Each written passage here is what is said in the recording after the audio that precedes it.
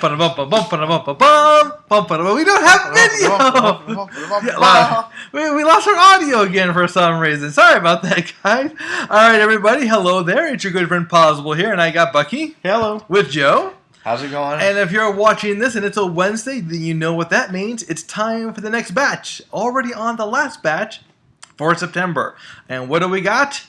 We've got Rush, where basically Chris Hemsworth is racing against the Days of Thunder to the finish line. And but that was a joke. And speaking of another bad racing movie, I guess he's driven by something. Yeah, I can't wait to maybe go driving in the rain again. Basically, here's the difference between this movie and those other movies that we've mentioned. This is based on a true story. It's basically the rivalry in racing back in 1976 between Josh Hunt, I believe it was, and I should have wrote notes. I admit it. Should have written notes. Yes, but anyway, the point is, we all know what's happening in this movie. And if you don't know, well, look up the true story about what happened. I guess what kind of interests me about this movie somewhat is the fact that I feel this movie was that the story here, because it was 1976, was the inspiration for what we saw in Days of Thunder with Tom Cruise. Very similar storylines, only now this is the true event. You mean it's hardcore race car driving? Here's my question. Would somebody not interested in racing cars like this movie? I like Days of Thunder. You know, Driven was good to a point, and then it just crashed and burned. But I don't know. I'm really looking forward to it. And the buzz is pretty good with this movie right now. It's a Ron Howard film. He does great films. So I'm looking forward to it. What's your impression of the movie without rating it yet, Bucky? Well, I like Chris Hemsworth as an actor. Mm-hmm. Great actor. It's weird going to be seeing him in a movie without holding a big metal hammer. But this is a racing movie I don't think I can really get into. I'm not into racing movies, especially biopics. Biopic racing movies, I don't know. They're just... And the trailer just made it seem very, very boring. Joe? I'm kind of in the same boat as Bucky with this one. It doesn't really interest me, although I would like to show support for Chris Hemsworth, because I love Chris Hemsworth. He was actually the reason I watched, I think it was Star Trek. I mean, Oh, really? He was Kirk's dad. He had a small part, but the fact that he was in it, and now I own the movie. So that's right. It was Liam Hemsworth that was Thor. No, Chris Hemsworth was Thor. Oh, he was Thor and Captain Kirk's dad. Gotcha.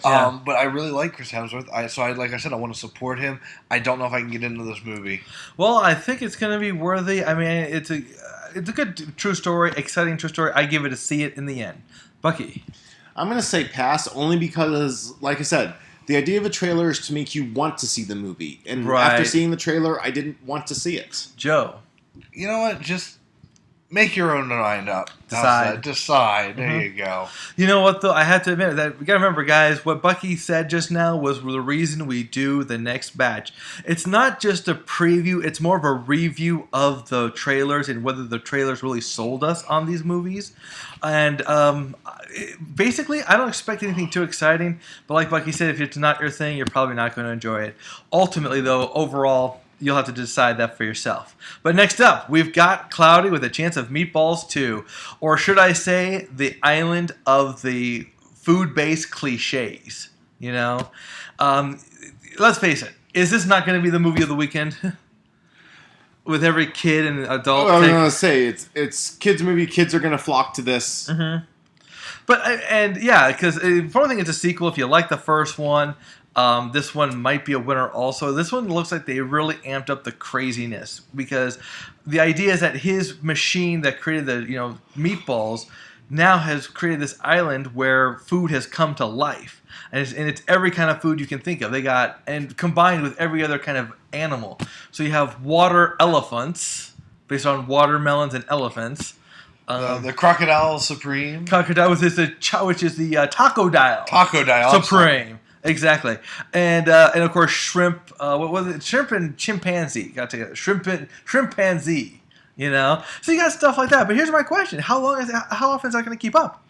Is it going to get really old? That's one of the things that I was thinking about when I saw the trailer. I'm thinking, okay, so this movie doesn't have a plot. It's just going to be sight gag after sight gag after sight gag. Well, because the thing is, it's a kids movie and it's a part 2.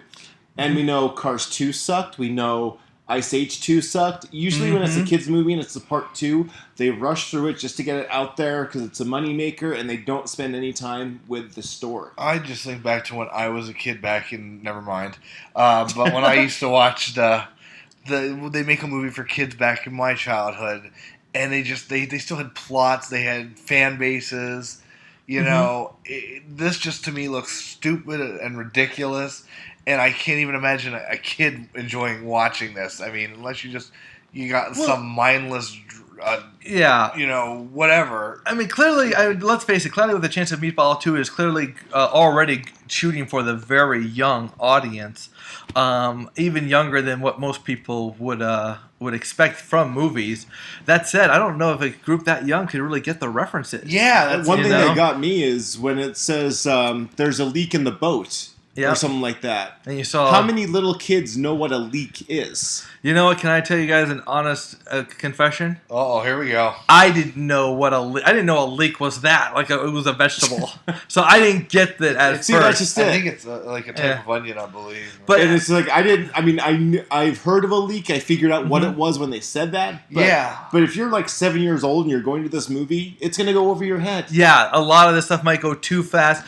You know, the initial stories are always very plot driven. These sequels have been known to be gag driven, and that's what we got here. We've got gag upon gag upon gag, and we might even lose the idea that there might be an actual plot. Yeah, because he's supposed to save the world, and what he's supposed to do? He's supposed to destroy these things, eat them. They are food after all. Be eaten by them. That'd be a nice sense of irony, wouldn't it? Being eaten by food. Why not? You know, they actually made a horror movie where a refrigerator ate people. Yeah. You know, but you know what? For something like this, I really can't give an actual pass yet on it, though there is that temptation. This one definitely gets to decide for me, because I think there's an opportunity. It could be worthy, you know, that maybe we're not seeing the plot, but the character development's probably not going to be there. However, the gags can sometimes carry it. That's what happened with Airplane. In Airplane 2, Airplane 1 was more plot-driven. Airplane 2 definitely gag-driven. Oh, yeah. A lot of people didn't like Airplane 2, but I still enjoyed it. So I'm going to say give it a chance. Wait for more reviews to come out and see what you think. But decide for yourself on this one, kids. What do you think, Joe? I would have to give it a pass. And Bucky? Unfortunately, I'm going to have to agree with Joe. We rarely agree on this, but I'm saying pass also. Yeah. You do realize that we agreed on 2 movies in this one podcast. Yes! The first, we never agreed, but we agreed on 2 things in one podcast. Right, but the thing is, like I said, it doesn't seem as if this movie has a plot. It's just sight gag after sight gag after sight gag. Which is not that bad. I can maybe put up with that for maybe 10 minutes, but for an hour and a half... Yeah, it does get old. I don't think it would be bad if they could put something together to connect them. I think getting all these sight gags would be good. Like I said, it's a kids movie and it's the part 2, so I'm saying pass. Well, that's the biggest thing for me. That's why I can't really go above a decide. I mean, it is a sequel, and let's face it, like you said, tradition holds. You know, these sequels can be very horrible. You know, it's very rare that a sequel is better than the first. You know, although I will give an honorable mention to Despicable Me 2. I haven't seen it yet. It did rival the first one as far as comedy, and there was an actual plot to it. Excellent. So yeah, it's always great when they actually think of it. All right, next up. Yeah. Baggage claim. Oh boy. Now, if you've seen the movie poster for it, there's too many people there on the poster to keep track of. Now, don't get me wrong. I've only seen Paula Patton in one other movie, and it was a different type of movie than seeing her in something like this.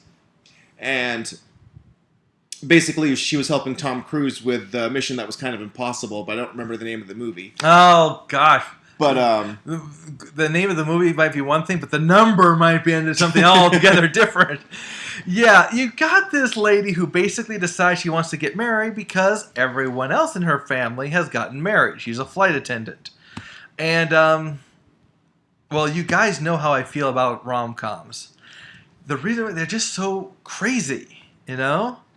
And things just happen in them that would just never really happen. And pretty much, it's sad to say that the most famous name, apart from Paula Patton, in this movie that I know is a girl who was on a TV show back in 1990. Tia Mowry. She starred with her sister Tamara, and ironically titled Sister Sister. Other than that, there's no real big names that I know. I mean, and I know this may sound really bad, but there are... Oh, there's no way to really put it politely without sounding... Well, let me take over from here and just say that there is one good name in here that I've enjoyed his movies, and that's Ty Diggs. Or is it Tay Diggs? I think it's Ty Diggs, actually. Ty Diggs did a movie with John Travolta that involved basic training. I forget the name of that movie, though. And then there was that one movie where he was the narrator/announcer. It was a movie that focused on a double murder that happened in Chicago. With Catherine Zeta-Jones and Renee Zellweger, but I don't remember the name of that movie either.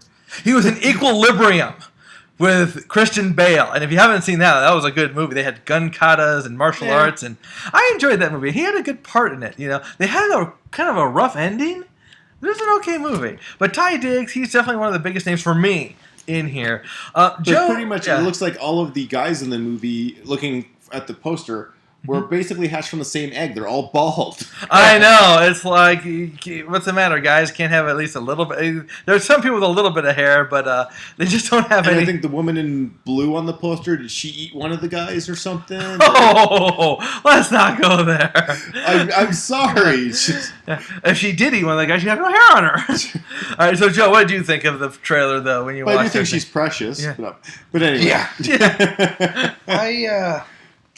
I didn't. It was one of the things I have virtually no interest in this movie. That's probably more interest than I have then. Yeah, I mean, to see Tia Mowry all grown up is about the only real thing I got, because I wasn't even a Sister fan, but just she's the only name I know in it, and it did not interest me. It's like, well, and the one thing that upsets me about this movie is that once again they're doing everything wrong when it comes to rom-coms. They just got this lady. She's in a, this time it's not an absurd position. She's the last person in her family that's not getting married. Her younger sister is getting married. So what do we got? We got another version of Taming the Shrew here, right? And now she's on a hunt to find a man so she can get married and find true love. And you know what the thing is about this movie? Have we seen it before? Like a dozen times they try to make these movies where it's like, oh, I must find my true love or else, and I come across all my exes from the past, and everyone's insane and is crazy, and I'm in situations that would never really happen, but they're supposed to be funny, right? Everyone gets a good laugh. I don't laugh at these movies. That's the problem, and that's why I give it not just a pass, but a must pass. Okay, this is a movie that must be avoided. Hollywood needs to be sent a message that we just do not approve of these kind of movies where people are it goes too far, So I give it a must pass. Joe? Yeah, I would say pass. Bucky? I'm going to say pass also. You know what's ironic about this whole thing, though? Is that Baggage Claim, we saw the trailers, we weren't impressed, we give it a pass. That brings us to our last movie, Don Jon. Also a rom-com. So you would expect us to rip it like we ripped the last one. But there's a difference here. And don't just say because these people are white, Joe. No. But it is. Look at the people in this one. Joseph Gordon-Levitt, Scarlett Johansson, Julianne Moore. These are established people. We know these people. Yes. Oh, Tony Danza. Yes, they are good actors. See, unfortunately, I think Tony Danza is the one downside of the movie. Oh, really? I mean, what was the last thing you saw him in? He was driving a taxi. Okay. Well, actually, to be fair, or he was being a boss. You never saw him drive the taxi. Actually, you do at the beginning of every episode. Oh, really? Okay. He's the one driving across the bridge. Yeah, I mean, he's been gone for a little bit while. He's actually done a few things to try to bring himself back. This one's a comeback. You know what? Like I said before, we're not here to really tell you what the movie's about or what the movie's like. We're here to tell you what the trailers did for us. And in Baggage Claims, the trailers were a huge turnoff. But with Don Jon, the trailers were a big plus. Okay? Now, this is a movie I would really hate to see. You've got Joseph Gordon-Levitt, who basically is leading the perfect life, right? He loves his family. He goes to church. He loves his job. He gets a woman every night. He's a true Italian. Okay? He's a true Italian. He lifts weights. He lifts weights, exactly. And finally, he meets the girl of his dream. Now, here's another thing about him, though. Okay? He is very addicted to internet porn. All right? Who isn't? He loves his internet porn. And, of course, at one point, he has the one thing happen that should never happen to a guy, and that is he is caught watching his internet porn by his girlfriend, played by Scarlett Johansson, okay? Which, of course, creates an awkward situation. But you know what? In some ways, that aspect of the movie sounds a little bit too late. I mean, it's 2013 right now. If you have a girlfriend upset with internet porn, she's in the wrong century. Okay, I mean, I'm sorry. Now, don't get me wrong. She may know you do it, or at least think you do it, but she doesn't want to see you actually doing it, and I can't blame her for that. But let's be honest. Let's take a moment here and take a real pull. And yes, we are three guys, so that's kind of not a fair pull. Out by now. You know, here's the question: internet porn, cheating or not cheating? Bucky. Emotionally cheating, but not physically cheating. Joe. Well, I'll go with not cheating at all. Okay. However, if I was dating someone who looked like Scarlett Johansson, you would never need it again. Yes. Well, you could say you're doing it for educational purposes for later. Now, the funny thing is that if you were, let's say you were dating someone who looked like Scarlett Johansson, and you were looking at internet porn, looking at someone looking like Scarlett Johansson, wouldn't that be more of a compliment to your girlfriend who looks like Scarlett Johansson? It's somewhat it is, but here's the ultimate question. What if you do watch internet porn and all of a sudden you realize, remember that song, My Baby is the Centerfold? What if you do look up some internet porn and you realize the girl you're looking at is your girlfriend? I don't know what I would do. That's never happened to me. I wonder if they were going to I wonder if they're going to find that out about her. It's like, oh my god, look, this is, my girlfriend is on the internet porn site or something. Because let's face it, it's very easy for nowadays to run into that situation. If they haven't made a movie about that yet, I would. But here's some things that do bother me, okay? And I want to say this in such a way that when I'm done, you'll still think of me as a gentleman. Too late. Okay, well, here we go. I looked at the plot keywords, okay? Now, here's things that always make me mad about movies like this. Because, yes, he's got the perfect life, and he met this great girl, and it's a lot of discussions about sex and internet porn and stuff like that. But if you look at the keywords, there's no nudity. There's no female nudity. I mean, Scarlett Johansson, not known for doing nudity.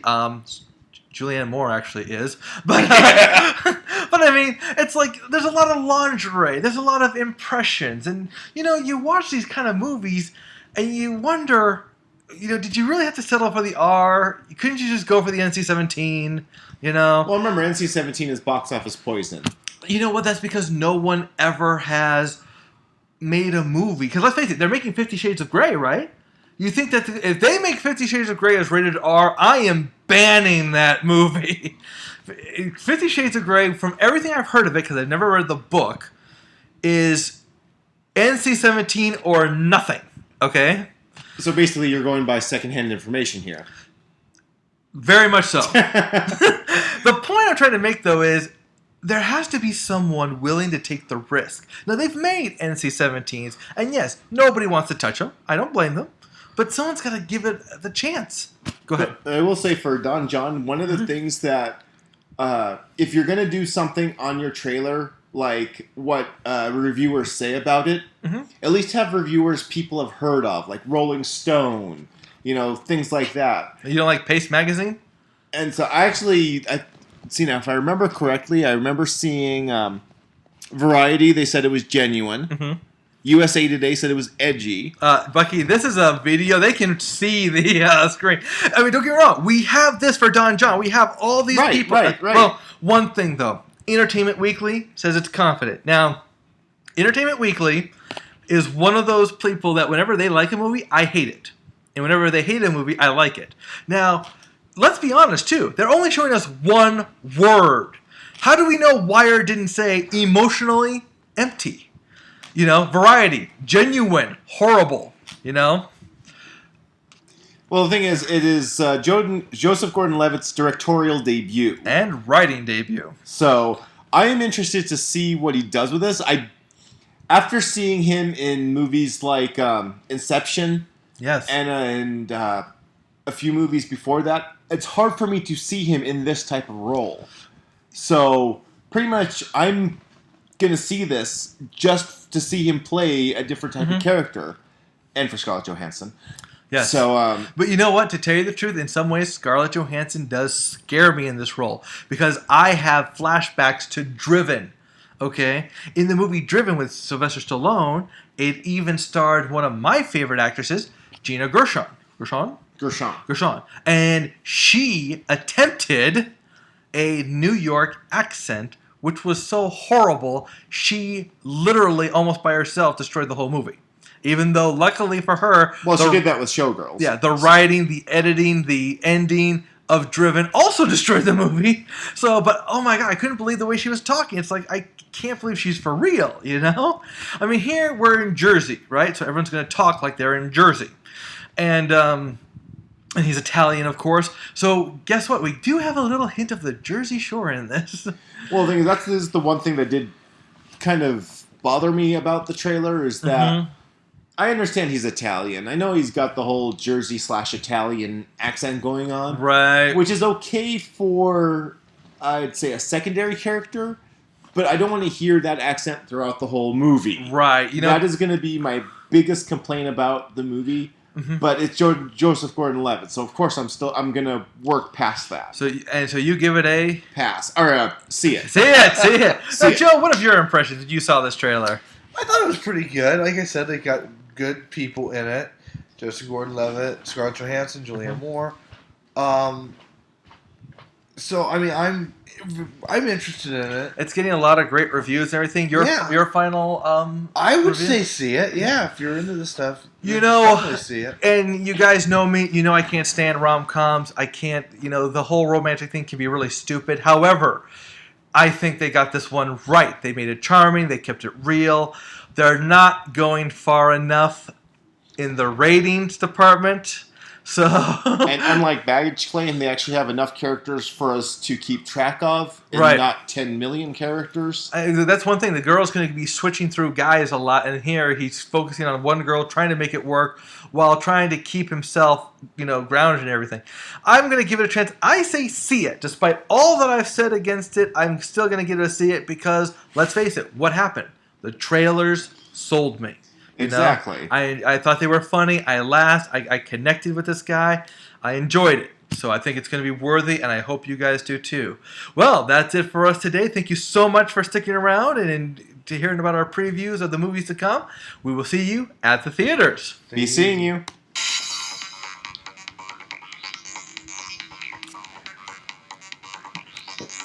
And there's the music finally.